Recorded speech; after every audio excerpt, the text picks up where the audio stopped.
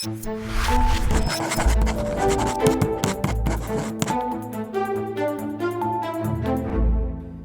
matter what you may think of Donald Trump, and we all have our opinions, it is undeniable that he possesses certain political gifts.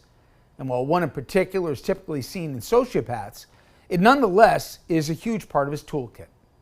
Trump has the unique ability to not only lie without a scintilla of reservation, he somehow can take his worst offenses, flip the script, and blame his opponents for his actual crime. Yesterday, he visited the Everglades Detention Center, which is set to hold immigrants. Notably, his Homeland Security Director, Kristi Noem, who seems with photo ops and tone deafness to have that market cornered, well, she was at it again, putting this AI-generated picture celebrating apparently the possibility of gators eating detainees who strayed from the center. But not to be outdone, Trump insisted on somehow being more outrageous and rewriting history in the process. Hey, yep. Biden wanted me in here, okay? He wanted me. It didn't work out that way, but he wanted me in here, that son of a... First off, is it me or is it impossible for him to even pretend to act presidential? But let's get to the substance of his outburst. In Trump's retelling, he was the victim of a weaponized justice system, an innocent babe in the woods being targeted by a vengeful Joe Biden.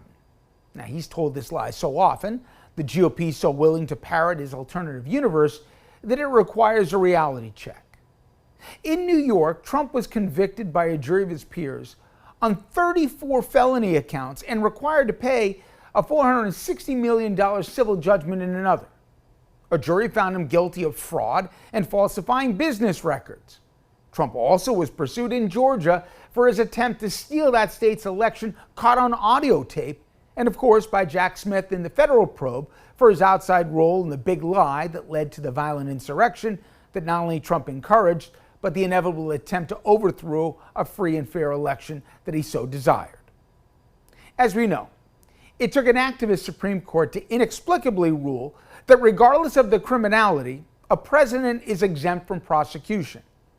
But to Trump, the gift from the High Court bizarrely ratified two blatant lies. One, that he was an innocent, persecuted victim, and number two, that the Department of Justice at Biden's behest led an unjustified crusade against him. First, even the most ardent red hat wearing MAGA fan would have a hard time disputing the painstaking, detailed documentation of his schemes related to illegal payoffs, tax evasion, and fraud.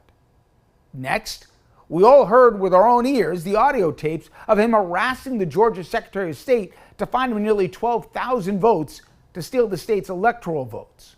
And we all saw with our own eyes our president on January 6th coordinate, inflame, and direct the rioters to fight like hell on Capitol Hill.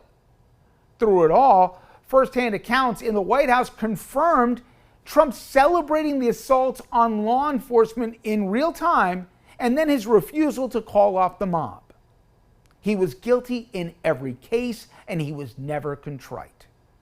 But his second lie was that the then president directed the attorneys general in New York and Georgia and the special prosecutor in Washington to pursue cases against Trump.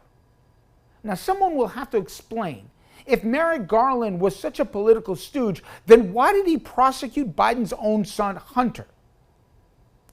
And that brings me to Trump's gift of unmatched hypocrisy.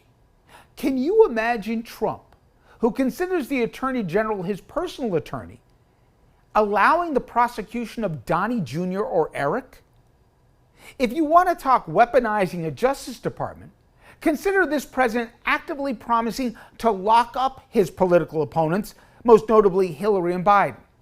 More recently, he directed the DOJ to track down any federal agents involved in justifiable investigations into the January 6th insurrectionists and then to terminate their employment. He ordered the department to pardon every last rioter, including those who not only hospitalized police, but then were found to be pedophiles and sexual assaulters.